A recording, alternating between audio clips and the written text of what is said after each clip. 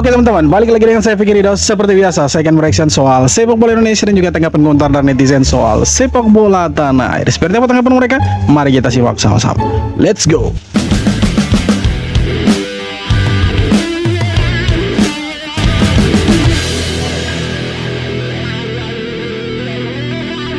Erick Thohir tak izinkan Jay Itzes Dekaka gabung ke ASEAN All Stars Media Vietnam. Sebut, itu keputusan yang rugikan Kim Sang-sik. Itulah yang ditulis oleh media Vietnam, Soha.vn. Asal kita tidak urus. PSSI sendiri memang tidak mengizinkan pemain penting Indonesia untuk gabung ke ASEAN All Stars lawan MU. Karena laga tersebut berdekatan dengan laga Indonesia di kualifikasi Piala Dunia. Namun, itu malah dikritisi oleh media Vietnam, Soha.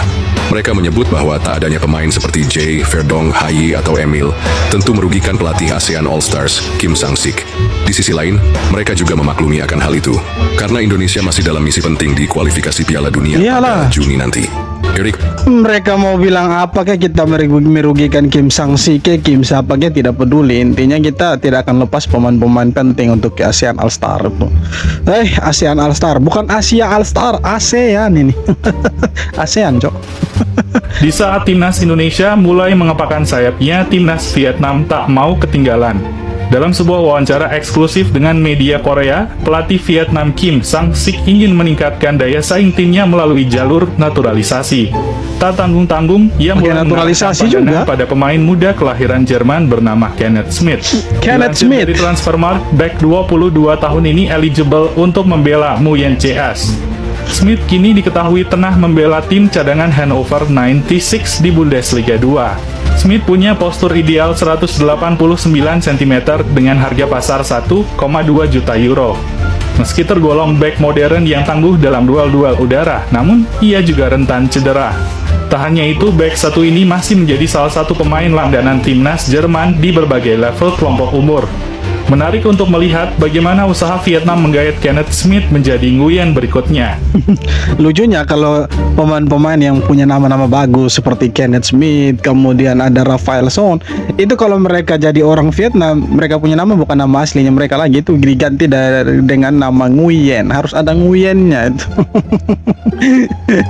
Jadi sekarang mereka rame-rame ikut Indonesia, Malaysia ikut Indonesia, Vietnam ikut Indonesia, padahal dulu mereka yang protes ukur kuat itu untuk Indonesia tuh. Sekarang mereka yang ikut kita. Pelatih asal Malaysia Ong Kim Swee yang kini menangani Persis Solo memberikan apresiasi tinggi terhadap performa timnas Indonesia yang dinilai mengalami lompatan signifikan. Saya percaya mengejar Piala Dunia bukan hal yang mudah. Tetapi apa yang bisa kita lihat di timnas Indonesia, mereka mempunyai banyak pemain berkualitas. Ujar Ong Kim Swee seperti yang dikutip dari tv1news.com. Saya percaya timnas Indonesia berada di level berbeda. Mereka mampu untuk berjaya atau mampu ke peringkat lebih tinggi. Tambahnya, pengakuan dari Ong Kim Swee adalah sinyal bahwa timnas Indonesia kini diperhitungkan bukan hanya di level regional, tetapi juga dalam peta persaingan internasional. Itulah kerennya Indonesia. Sekarang diakui sama mantan pelatih Malaysia. Dia ini salah satu mantan pelatih Malaysia juga yang sekarang melatih Persis Solo, klub dari Ramadan Sananta. Jadi memang kalau kita lihat perjalanan timnasnya kita, ya mungkin untuk sekarang levelnya sudah berbeda dari yang sebelum-sebelumnya. Walaupun ya kita belum terlalu merasakan ya Piala AFF ya. Walaupun tidak terlalu penting sih Piala AFF. Ya, dan banyak juga yang menginginkan timnas senior itu dapat dulu Piala AFF, tapi ya sebenarnya tidak penting. Tapi sejauh ini ya timnas yang sekarang lebih bagus lah dari sebelum-sebelumnya. Yang setuju tulis di kolom komentar itu. Federasi Sepak Bola Malaysia (FAM) tidak memberikan izin kepada pemain timnas Malaysia Dominic Tan dan Sergio Aguero untuk bergabung dengan ASEAN All Stars dalam pertandingan melawan Manchester United dengan alasan ingin fokus pada kualifikasi Piala Asia 2027 melawan Vietnam. Tindakan FAM ini menunjukkan bahwa mereka memprioritaskan pertandingan kualifikasi Piala Asia 2027 daripada pertandingan ASEAN All Stars. Nah sekarang kenapa mereka ngamuk-ngamuk pas kita tidak mau kasih turun pemain-pemain kita, pemain-pemain bintangnya kita? Kenapa mereka ngamuk-ngamuk? Nah sekarang mereka juga tidak mau turunkan mereka punya pemain bintang. Berarti ini bukan ASEAN All Star ini, karena starnya ini tidak ada yang bermain di situ. Ini pemain-pemain yang kita tidak tahu sebelumnya ini.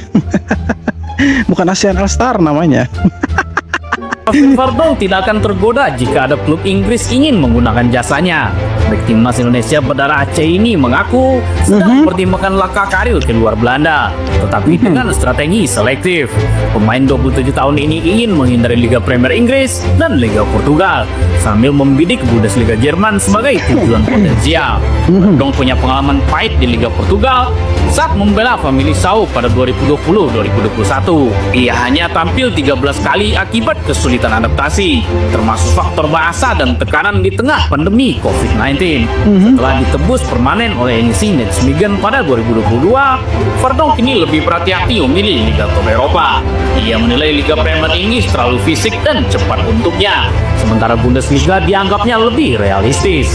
Intinya jangan ke liga-liga di Asia lah.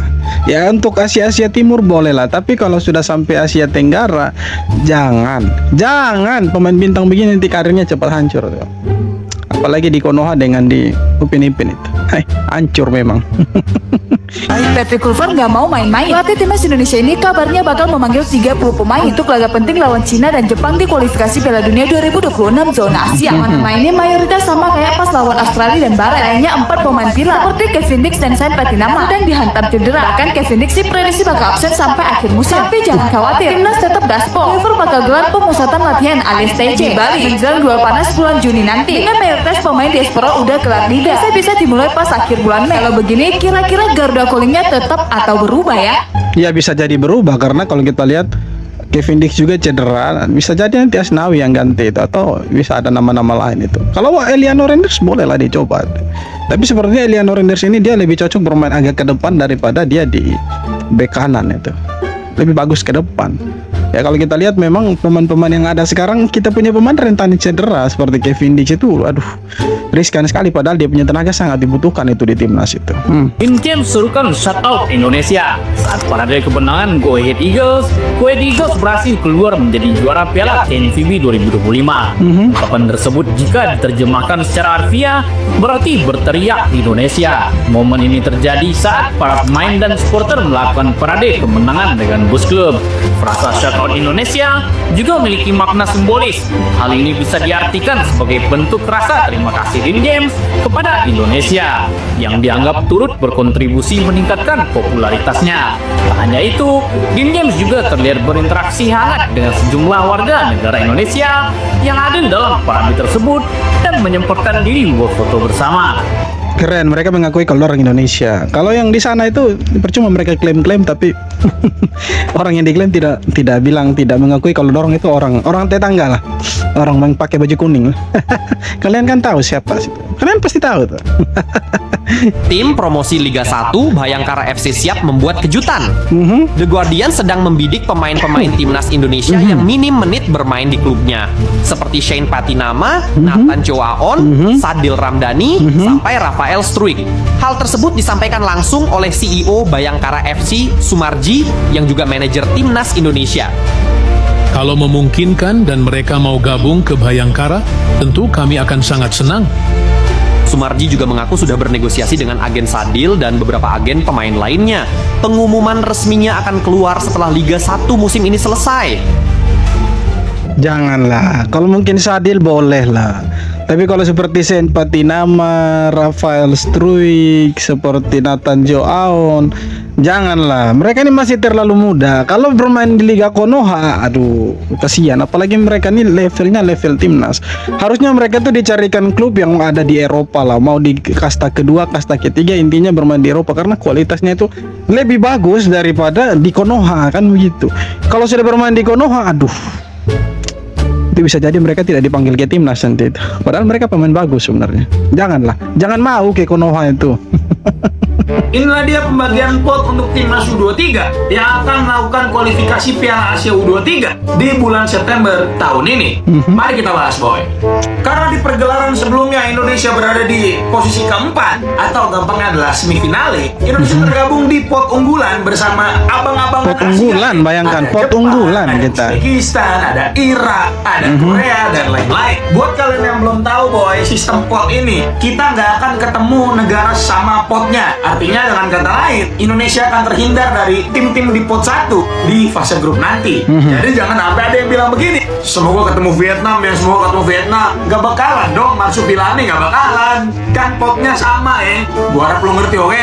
Kualifikasi akan dilakukan di bulan September tahun ini, boy. Sebelum itu nanti U23 bakal ada pemanasan dulu di turnamen Mortal Kombat AFF U23 di bulan Juli. Tentunya gua pribadi sangat menanti bagaimana Gerard Vandenberg akan meracik tim U23 dan kira-kira siapa aja yang bakal dibawa. Apalagi yang paling gue tunggu itu adalah sistemnya, kok. Akan seperti apa Gerard Vandenberg akan meramu tim U23 nanti. Karena cukup berat nih ekspektasi ke Gerard Vandenberg nih. Karena di gelaran sebelumnya, Indonesia bersama pelatih sebelumnya, El Rotasi, itu sampai ke semifinal. Apalagi ini masalahnya bukan kalender FIFA nih untuk Piala Asia U23 ini. Semoga berhasil untuk Gerard Vandenberg. Sebenarnya terkait dengan pembagian pot kualifikasi Piala Asia U23 ini. Ya, jadi kita sebenarnya keren. Kita ada di pot 1 dengan negara-negara yang ya kalau boleh dibilang level Asia mereka terbaik lah, bagus. Nah, kita ada di sana. Kenapa kita ada di sana? Ya, karena kita ketika masih dilatih sama STY U23-nya sampai ke semifinal 4 besar. Makanya tidak heran kalau kita ada di pot 1. Nah, kalau tetangga kita itu mereka ada di pot 2 atau pot 3 kalau saya tidak salah. Nah, yang menarik nanti bulan Juli ini ada Piala AFF U23. Pertanyaannya, apakah timnas Indonesia bisa menjuarai Piala AFF U23 atau sebaliknya? Tapi sebenarnya AFF ini tidak terlalu penting. Yang terpenting itu bagaimana menyiapkan U23 ini untuk Piala Asia nanti. Karena ekspektasi masyarakat atau supporter ke Gerard Vandenberg ini cukup ya besar sih, karena di Piala Asia U23 sebelumnya kan kita sampai semifinal. Pasti harapan atau ekspektasi netizen supporter ke Gerard Vandenberg pastinya lebih besar. Ya lebih harus setidaknya mendekati semifinal atau ke final lah. Ini berat sebenarnya, tapi semoga Gerard Vandenberg ini bisa ya maksimalkan pemain-pemain yang ada. Ya, seperti STI lah, memaksimalkan potensi-potensi yang ada. Dan akhirnya kan sampai semifinal. Walaupun ada yang bilang itu cuma hoki dan lain sebagainya, ya bodo amat. Tapi kalau kita lihat U23 memang luar biasa bagus dengan pemain seadanya. Ya itu sudah luar biasa sekali. Apalagi nanti ini U23 ada pemain-pemain yang sudah dinaturalisasi yang ya kalau kita lihat umurnya juga masih muda, seperti Dion Marks, Tim Gapens, itu kan mereka masih usia-usia muda. Ada Jens Raven. Jadi setidaknya pemain diaspora kali ini lebih banyak dan lebih berkualitas dari yang sebelum-sebelumnya. Ya semoga mereka bisa ya masuk 4 besar seperti ya sebelum-sebelumnya lah, waktu tahun 2024 kemarin ya. Oke teman-teman, sekian video kali ini. Terima kasih banyak sudah nonton, dan kalau kalian punya saran silahkan tulis kolom komentar, dan kita jumpa lagi di video-video berikutnya. Yang terpenting jangan lupa untuk subscribe. Thank you.